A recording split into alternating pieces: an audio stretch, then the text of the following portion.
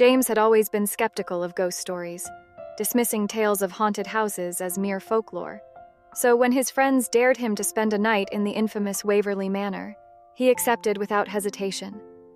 The old mansion, shrouded in mist and mystery, stood at the edge of town, abandoned for decades, with a reputation of terrifying transformations. As James stepped inside, the door creaked shut behind him, sealing his fate. The air was thick with a strange energy, and the walls seemed to whisper as he walked through the dimly lit hallways. Despite the unsettling atmosphere, James remained confident, brushing off the unease that gnawed at the edges of his mind.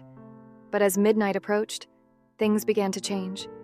A cold breeze swept through the manor, carrying with it a haunting melody that seemed to echo from the very walls.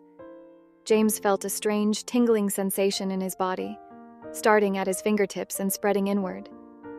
His reflection in the dusty mirrors began to blur and shift, his features softening and changing before his very eyes. Panic gripped him as he watched his once strong frame shrink and become more delicate. His clothes morphed to fit his new form, transforming into a flowing dress that clung to his now slender body.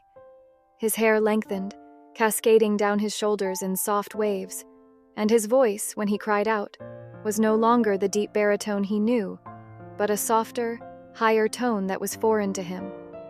The whispers grew louder, almost mocking in their tone, as James, now a woman, struggled to comprehend what had happened.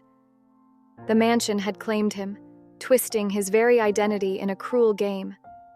Desperation filled his heart as he realized he was no longer James. The house had turned him into a version of himself he didn't recognize, both physically and mentally.